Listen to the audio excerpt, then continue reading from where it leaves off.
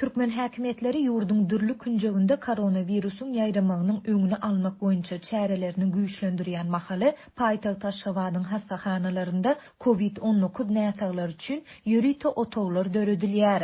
Şeýle-de hassahanalaryň aglawasynda dürli uğurlar boýunça saglyk bejergisini alýan näsaglar öýlerine iýerilýär. Bu ýagdaýlar barada paýtagtly saglyk işgärleriniň ençemesi Adatlyk radiosynyň habarçylaryna gurrun berdi. Koronavirus bilen ketelleýän näsaglar eýem hassahanalara yerleştirilýär. Munyň bilen bagly häzir paýtagtyň tas ähli ketelhanasynda, şol sanda ýokunç keteller hassahanasynda ýürüýte otoglar döredilip başlandy. Bularyň käbiri häzirki wagt garaşýan rejimde bolsa-da, bu otoglary döretmek barada ýokurdan resmi däl görkezme gelip gowuşdy diýip Aşgabatyň hassahanalarynyň birinde işleýän saglyk işgäri anonimlik şertinde 20-nji ýanwarda habarçymyza beren maglumatynda aýtdy. Onun sözlerine göre bu görkezmeden we hassahanalara koronavirus näsaglary yerleştirilip başlanandan soň şäheriň ketelhanalaryna şol sanda ýokunç keteller hassahanasyna syrkawlar öýlerine uğradylyp başlandy. Bu syrkawlar dürli saglyk problemalary boýunça hassahanalarda bejerge alýardylar diýip saglyk işgäri belledi.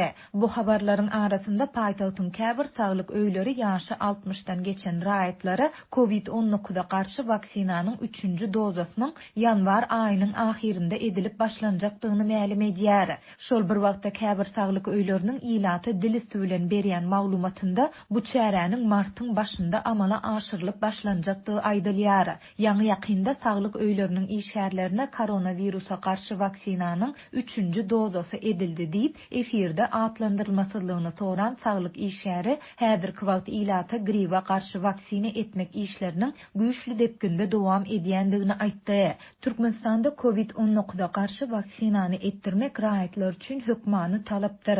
Ýurtda Russiýada we Hytaýda öndürilen vaksinalar resmi taýdan hasaba alındy we häkimetler ilata vaksina etmek prosesine 2021-nji ýylyň ýanwarynda girişdi. Pandemiýanyň başyndan bäri ýurtda koronawirusyň hasaba alynandygyny resmi taýdan ikrar etmeýän türkmen häkimetleri ilatyň näçe götürümne vaksina edilendigi barada sanlary hem açaçan öýlan etmeýär. Adatlyň habarçylary şu ýylyň ilkinji günlerinden başlap saglyk işgärlerine, polisiýa wekillerine, aeroportlaryň we başga-da bir näçe edaranyň işgärlerine COVID-19 sanjymynyň ýene bir dozasynyň edilendigini habar berdiler. Lewapda habarçymyz indi vaksinanyň 3-nji dozasynyň mektep muallimlarynyň we çağalar baglarynyň işgärleriniň almagyna garaşylýandygyny aýtdy. Bu habarlaryň arasynda Türkmenistan virusyň ýaýramagyna garşy karantin çäklendirmelerini güýçlendirip 15-nji ýanwarda ýene bir gulplama girizdi. Ýurtda bazarlar, sowda merkezleri, hyzmat ediş kärhanalary, dynjalyş we tomoşa desgalary ýapyldy. Mara welaýatyna habarçymyzyň 19-njy ýanwarda beren maglumatyna görä, ýol polisiýasy ulug sürüjilerinden adaty dokument barlygyndan daşary COVID-19 testiniň netijesini hem talap edip başlady.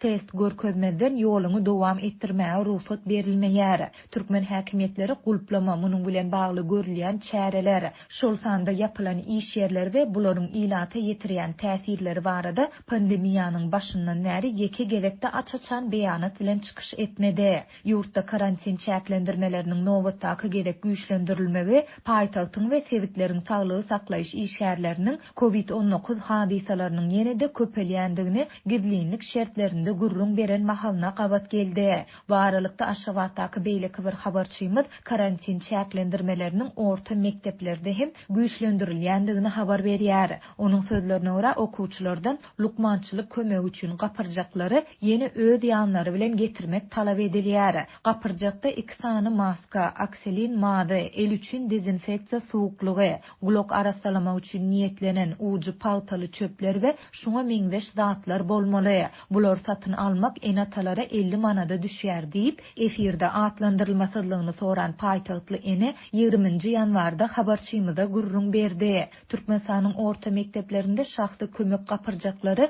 ýurtda koronavirus keteliniň köpelmeginiň fonunda 2020-nji ýylda girizilipdi.